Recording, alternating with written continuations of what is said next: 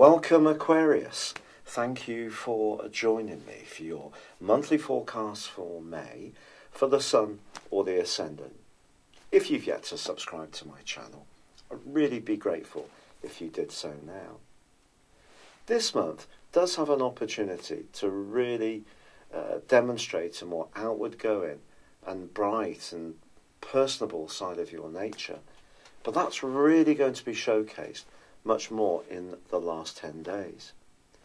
Although there is both Mercury and Venus in the chattiest and most effervescent part of your situation as the month begins, with the Sun in a much more tender family, home and security-based location as May begins, along with both Saturn and Pluto marooned in a very remote area. If there are any outstanding emotional strands or any tender parts of your situation which you're dealing with and tackling, I do feel there is the potential in the first half of this month for some things still to keep coming up.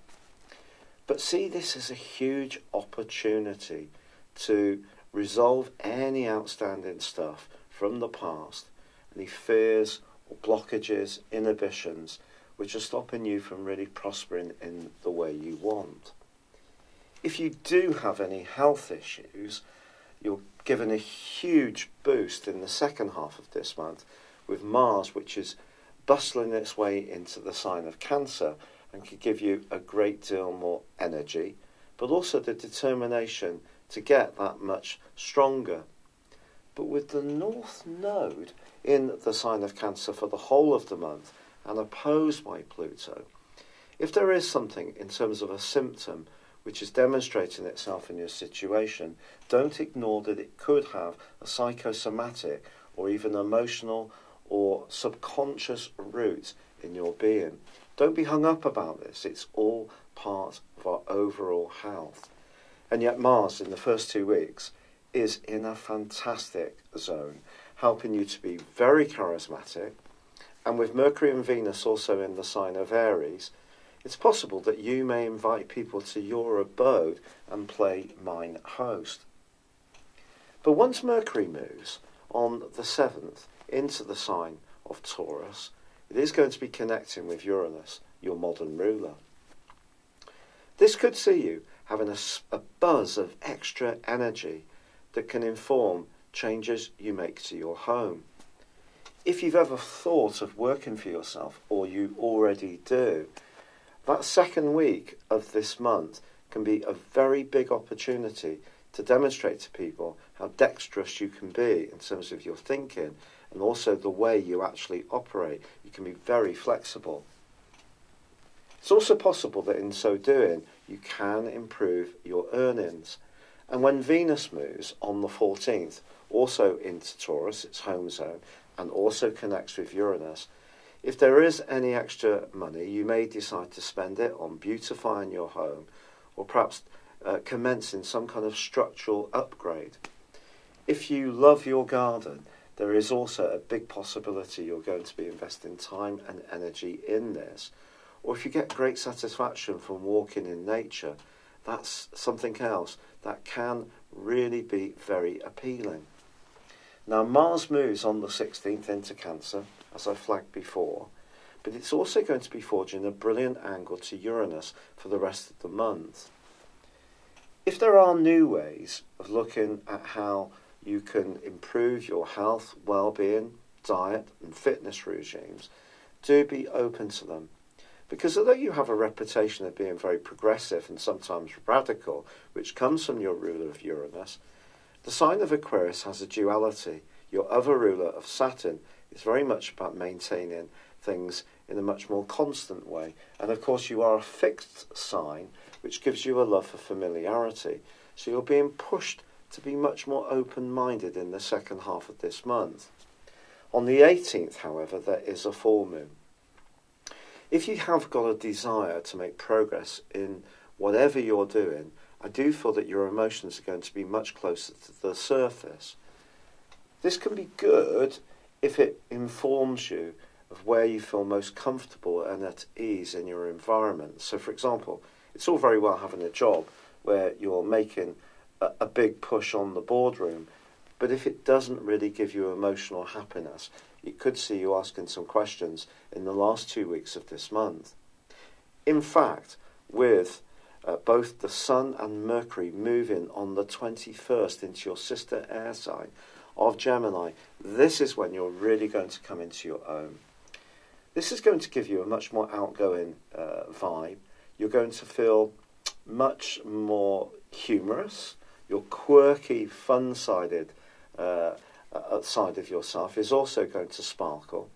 And there's an excellent opposition between Mercury and Jupiter as this month draws to a close, which suggests that you could be almost spoilt for choice when it comes to social events or the people you hang around with.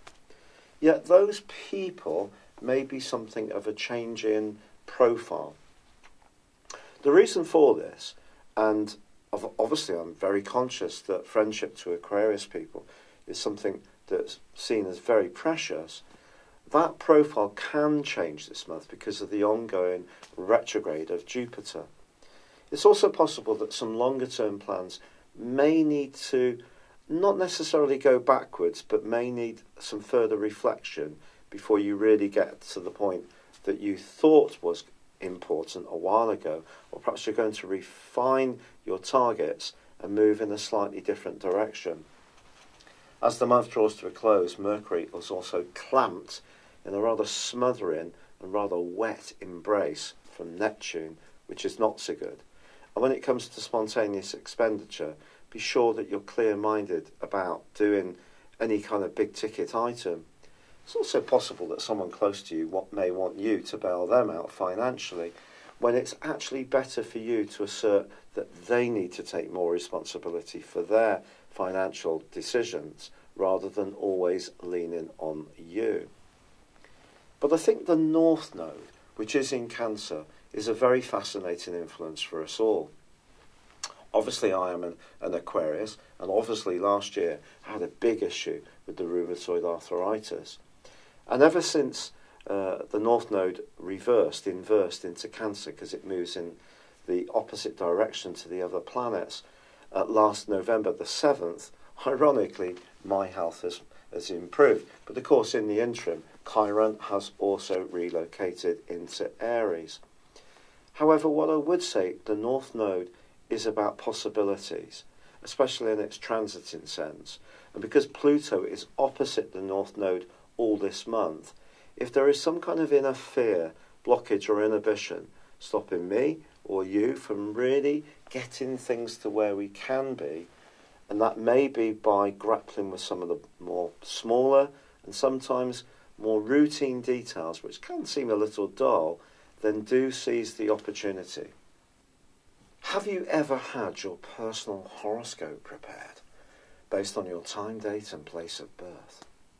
If not, the information within this will go way beyond your zodiac sign. Based on your character analysis or 12-month personal horoscope forecast, if you choose to have both, I will give you a 30% discount. My forecast uses a modern form of prediction called directions.